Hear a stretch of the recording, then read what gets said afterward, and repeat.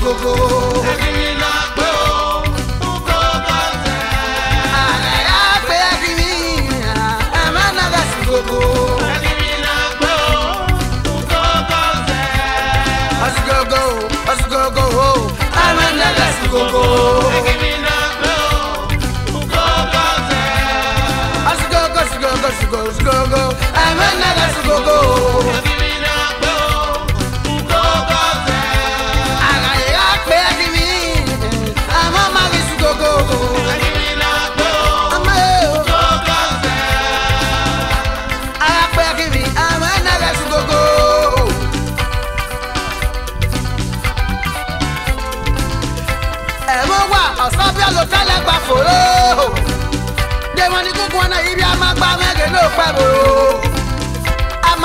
Amagba menana mi okpama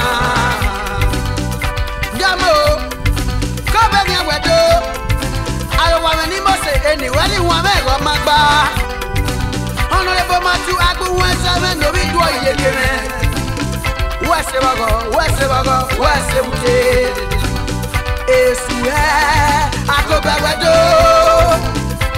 Esu la magba akobe ni wedo Nobody amagba, who am I?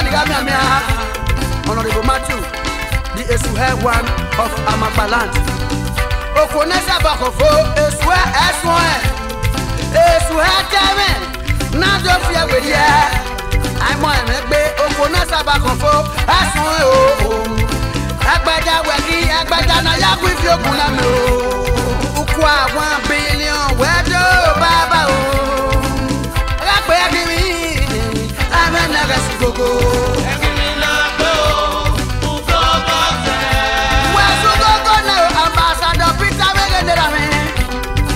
Ambassador Peter, Aimi Ose. Emi yana wagbon, Aimi Ose o. Olagari bama, kobe gen wedo. Olagi bama ya, nolo amagba. AKA Etio One. Umemwe wedo. Nu yare o amagba kiye wo ibo. Uno maweki kobe wedo.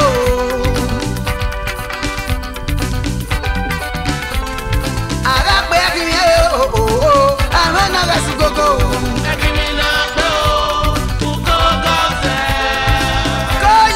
Ambassador Asama Uwigbe.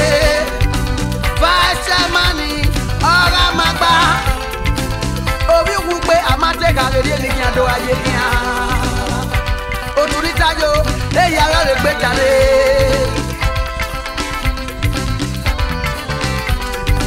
uyi dodo emi o ma dolo uyi o emi o ma dolo ogbebe we ki o wa gbebe ni bi amagba o Felix Mendo biye eno ga ni o Felix Mendo biye baba Wadazi go yi Felix Mendo bi amagba o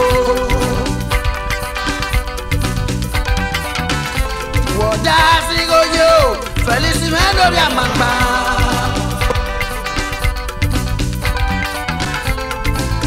Thomas yo isati mi amiawa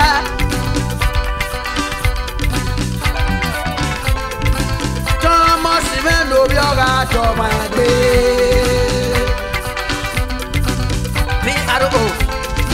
Thomas Mendo bi ora do ma gbe o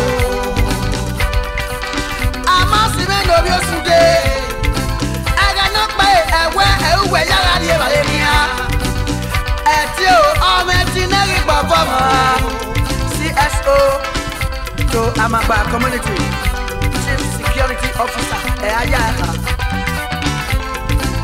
Amos yo no bi osude o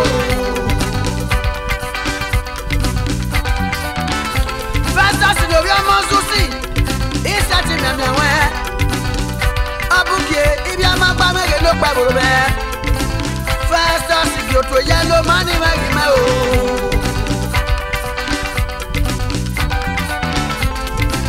ara pe akiri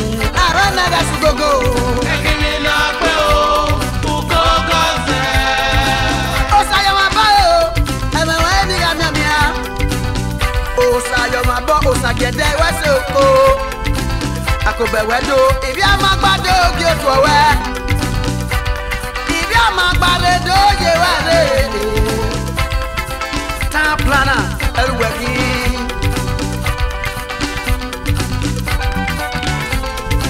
I got begging you, I'm another to go.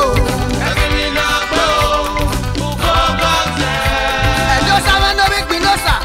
Akobewedo. Honorable to you came when you get to Wahia. Or one Wami is a bit of Wahia. One Waga is a bit of Saturday no Papa. Pointer, I just have no Baba.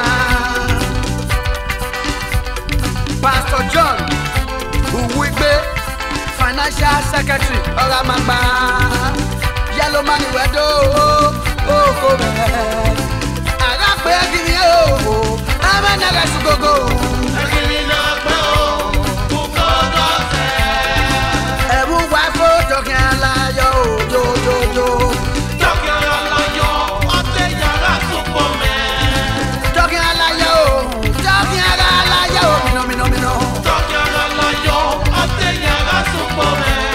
Panorama by four, I love you.